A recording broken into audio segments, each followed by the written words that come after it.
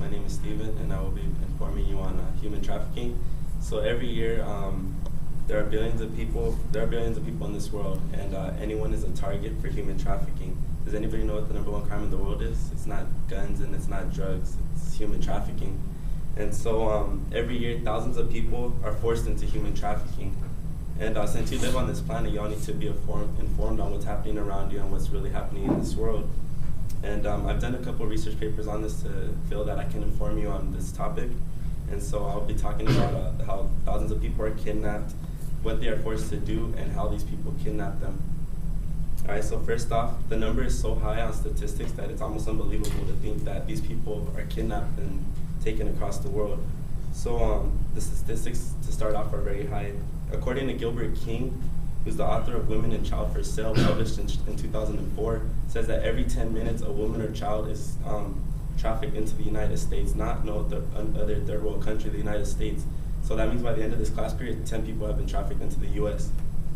And King's statistics also say that 800,000 to 900,000 people are forced across world's borders every year. That's every year. That's almost 1 million people. And so now that you know the statistics, I'm going to talk about how they get so many people. Well, these criminals are very smart, and that's a bad thing because they're breaking the law. And so, according to Jonathan Tran, who wrote an article called Sold into Slavery, written in 2007, he says that people want to make a lot of money with dealing guns, drugs, or human beings. And the way that the economy is right now, it's really hard to get jobs, so people are willing to do whatever it takes to get food on the table and make some money. And sadly to say that this is a billion-dollar industry. Even though it's illegal, they're making a lot of money out of it. And a bad thing is that these people they've been doing this for so long that they become very well in people skills. So they're able to talk to you like a normal person would. And over the years, they become very good at it. And they make promises to people that they could offer them a better future, that if they come with them, they'll find you job, work, and money. And so people that are gullible decide to go with them. And this is how they end up falling into these categories of victims. So these people are just con artists trying to get you. And it mostly happens in third world countries, but it does happen here in the US. And they target desperate people. So like, let's say I'm the criminal and I'm walking up to a homeless person. I'm like, you want money and food? I know you're hungry, come with me. I know one of my friends, he has work for you, just come with me. So they decide to go, and then they drug them, and then they take them across other borders, and there's nothing they can do. So once they have them, what do they want all these people for? Almost 1 million people, what are they gonna use them for? Well, there are a variety of reasons that they use these people for. There's two main ones. One's prostitution and one's hard labor. According to Sexual Trafficking Facts, last updated in September of 2008, they say that they're used for stripping, peep shows, stuff like that, hard labor, sweatshops. And they're constantly threatening, abusing, and drugging their victims. So if let's say I keep you on heroin, there's nothing you could do. Your mind's not all there. And not only that, since your body's addicted to the heroin now, you're gonna want more of it.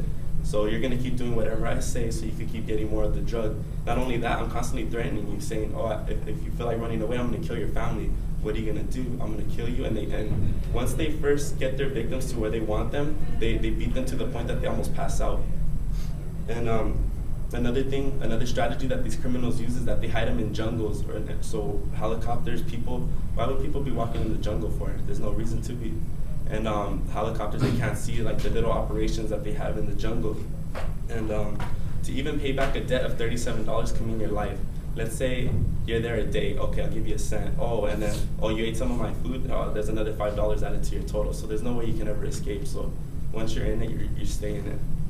And one thing that's awful for women and young children is that their lifespan is usually about 1 year due to all the drugs, the abuse, and the STDs catch from having sex with a lot of men.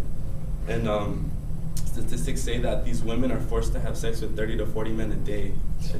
That's how they catch all these STDs and these uncurable things. So that's how they make so much money as well, which is bad, but they make a lot of money off of it. So I hope that now you know that a brief summary about human trafficking and its horrors, and I hope that you are more knowledgeable about human trafficking. And I have talked about the statistics and how these criminals operate, how they're con artists into making you believe that they can offer you a better future, which is all lies, and what their victims are forced to do, which is not good, and all these gruesome tasks that they're forced to do. And I just hope that you're more aware of your surroundings and what really happens around the world behind closed doors. And thank you for your time.